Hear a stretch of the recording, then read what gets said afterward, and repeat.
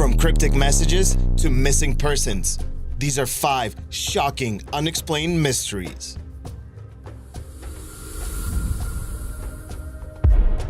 Number 5. Cryptos.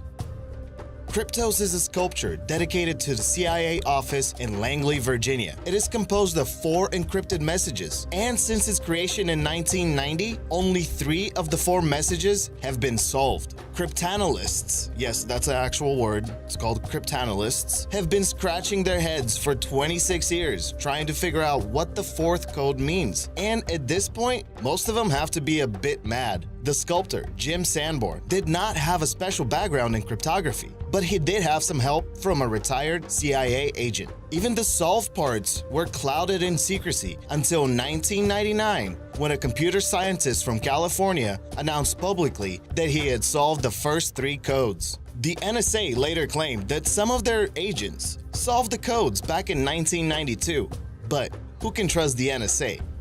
Between subtle shading and the absence of light lies the nuance of occlusion.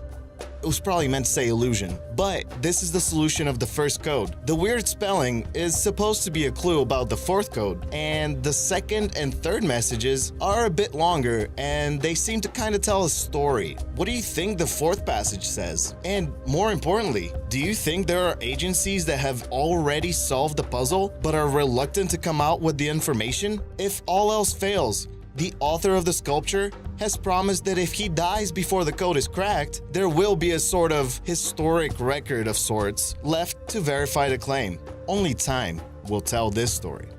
Number 4. The monster with 21 faces. In the 80s, the Japanese food company Ezaki Glico, the people behind Pocky and other awesome sweets, was targeted by a crime syndicate that called itself the Monster with 21 Faces. The CEO of Glico was kidnapped in front of his family by 2 thugs, and in exchange for his life, they wanted 100 million yen, or about $850,000. And of course, 100 kilos of gold bullion, because why not? Somehow, the CEO escaped, but the Monster with 21 Faces did not stop there. The crime group sent a letter to Glico informing them that all of the candy the company produced had been poisoned. This caused Glico around $21 million in losses, because they did test some of the candies and they returned positive for cyanide. At this point, the monster was done messing around with the Ezaki Glico and focused its attention on the food company Morinaga, the guys behind Choco Balls? I don't know, I've never had it. The monster again sent letters informing the company and the public that there was 20 packages of candy laced with cyanide. As the police found out, they were not joking around. In total, 21 packages of lethal sweet products were found in markets all around Japan. A man was caught on video putting the tainted product on shelves. Luckily, nobody bought the laced candy. The videotape man and the fox-eyed man are the only 2 suspects in the case.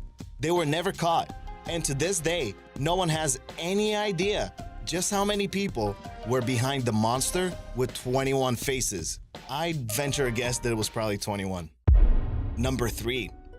Do you know any of these people? On average, there are always at least 90,000 missing persons in the USA. And according to the FBI, there are about 50 active serial killers in the USA right now. So check your doors. Where do you think these 2 statistics overlap? And by how much? These sketches are associated with gruesome murders, from the streets of California all the way to the forests of Maine. Sadly, most of these suspects will never be caught, and the victims of their crimes will be forgotten by time. Number 2. Lake City Quiet Pills.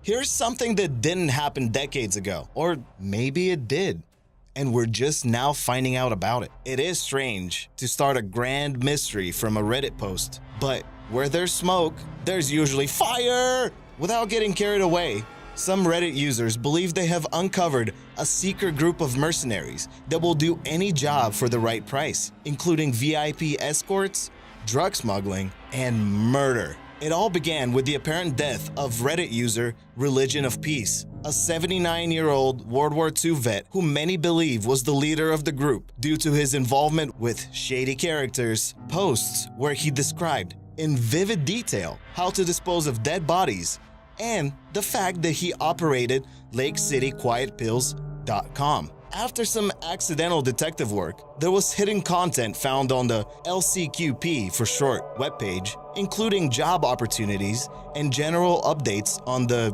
company. Immediately after being found out, the group switched to using encrypted messages and a little later deleted the website altogether. Nothing is known for sure, and there are too many different leads and theories surrounding the Lake City Quiet Pills. Most likely, the group is waiting for all this to become just another internet urban legend before they continue their shady work. Alright, I get it. Nobody gets the Lake City Quiet Pills thing. Let me explain. There is a huge ammunition factory in Lake City, and bullets are usually referred to as quiet pills because, they kind of make you quiet forever. Number 1. The Michael Clark Rockefeller disappearance. Michael Clark Rockefeller was the son of New York Governor Nelson Rockefeller and a fourth-generation member of the famous Rockefeller family. He was prone to adventure, he was interested in primitive art, and he loved to travel around the world. Michael eventually ended up in Papua New Guinea in 1961. He was there on an expedition to learn about the local Asmat culture and to collect art pieces. On November 17, 1961, Michael, 2 tour guides, and Renee Wassing, a Dutch anthropologist, were boating to a nearby island when the pontoon boat swamped and overturned 3 miles from the shore. The 2 tour guides decided to swim for help, but it would be hours before they returned. At some point, when the boat had drifted about 12 miles from shore, Michael decided to abandon ship and try to swim to the nearest shore. "I think I can make it." Those were his last words, and the fuel that started the mystery surrounding him. Did he die from exposure and exhaustion during his swim to the shore? Did he get eaten by a shark? Or was he involved in a cannibalistic ritual practiced by locals at the time? In 1968, a New York Magazine editor went to New Guinea to investigate the case and concluded that Michael Rockefeller was most likely the victim of cannibalism. The story does not end there, though. In 2004, documentary maker Fraser Heston discovered footage from the New York Magazine expedition that raises more questions than it answers. You can see a pale white man with a beard canoeing alongside Asmat tribesmen. Is it possible that Michael Rockefeller gave up being a part of one of the most influential families in the world so he can live out the rest of his years as a member of a primitive tribe? We may never know. Thanks for watching. If you have any awesome suggestions about future videos, let us know in the comments below.